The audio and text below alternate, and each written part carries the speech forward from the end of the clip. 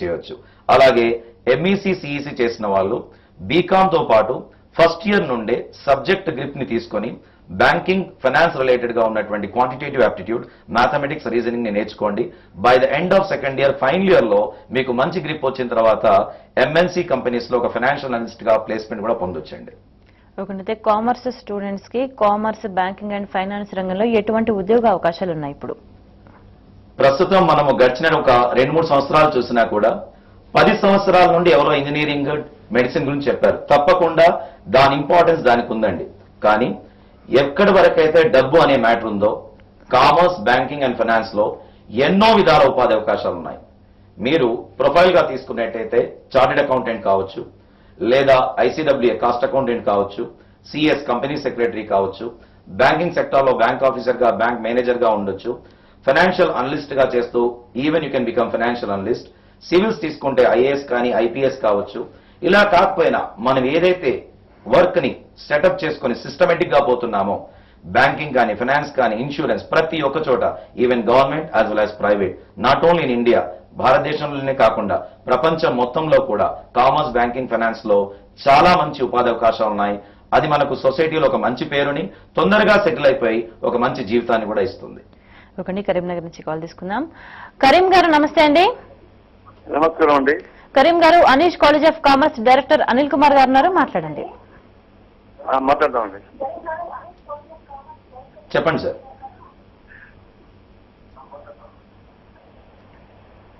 Sir నాకు మా అబ్బాయి 10th 9.2% సార్. గుడ్. మా అబ్బాయి 9.2%. చెప్పండి అన్న మీరు సజెషన్. చూడండి, 10th తర్వాత ఎంత గ్రేడ్ వచ్చింది అనడం కన్నా వాళ్ళు మ్యాథ్స్ లో పర్ఫెక్ట్ ఉన్నారా, థియరిటికల్ గా సోషల్ స్టడీస్ లో పర్ఫెక్ట్ ఉన్నారా, అండ్ వాళ్ళ ఇంట్రెస్ట్ ఏంటి అనేది జాగ్రత్తగా చూడాలి. ఈవెన్ నాకు రీసెంట్ గా నిన్న మొన్న కొన్ని అడ్మిషన్స్ వచ్చాయి మా కాలేజీలో. 9.8, 9.9 మార్క్స్ వచ్చినటువంటి 2 అమ్మాయిలు సిఈసిని సెలెక్ట్ చేసుకున్నారు. I should say hats off to them. Because CEC కూడా చులకన కాదండి. సిఈసి ద్వారా కూడా ఈవెన్ మనము government of India economic planning commission లో మెంబర్ కావడం, పెద్ద పెద్ద సెక్రటరీస్ గా మారడం, ఐఏఎస్, ఐపీఎస్, ఐఎఫ్ఎస్ ఇలాంటి కోర్సెస్ కూడా చేసి అఫీషియల్ గా కూడా కావచ్చు. ఎవరైతే మ్యాథమెటిక్స్ లో పర్ఫెక్ట్ గా ఉన్నారో నా suggestion, let them take MEC. ఆ తర్వాత సిస్టమేటిక్ గా ఒక మంచి కాలేజ్ తీసుకొని ఫస్ట్ ఇయర్ నుండి ఎంఈసీతో పాటు సిఏ, ఐసీడబ్ల్యూ ఇలాంటి కోర్సెస్ చెప్పేటువంటి ఒక మంచి కాలేజ్ తీసుకోండి. ఫస్ట్ ఇయర్ తర్వాత వాళ్ళ లైఫ్ ని డిసైడ్ చేయండి. అంతే తప్ప ఎవరో చెప్తున్నారని కాకుండా ఫస్ట్ ఈజ్ స్టూడెంట్స్ ఇంట్రెస్ట్, వాళ్ళని కౌన్సిల్ చేయండి. మ్యాథ్స్ లో పర్ఫెక్ట్ ఉంటే ఎంఈసీ, లేదనుకున్నా CEC. It's really good. Okay, Karimnagar నుంచి నెక్స్ట్ కాల్ తీసుకుందాం. జవహర్ గారు, Aneesh college of commerce director Anil గారు ఉన్నారు, మాట్లాడండి. సార్ నమస్తే. నమస్కారం అండి. సార్ మా అమ్మాయి ఎంపీసీ ఇంటర్ చేసిందండి. ఇప్పుడు బీకామ్ అయిపోయింది, మళ్ళీ డిగ్రీ. ఓకే. ఇప్పుడు ఎంకామ్ చేస్తే బాగుంటుందా, లేకపోతే ఎంబీఏ ఫైనాన్స్ కానీ ఇట్లా చేస్తే దేనికి ఫ్యూచర్ బాగుంటుంది, ఏది చేస్తే బాగుంటుంది? మీ అమ్మాయి చేసినటువంటి కోర్సులు బట్టి చూస్తే really it's wonderful. Because MPC చేసిందంటే మ్యాథమెటిక్స్ లో గ్రిప్ ఉంది తనకి, బీకామ్ చేసిందంటే ఫైనాన్షియల్ అకౌంటింగ్ లో గ్రిప్ ఉంది. సో మీరు instead of going for MCom కాకుండా ఎంబీఏ ఫైనాన్స్ కి వెళ్లాల్సి ఉంటుంది.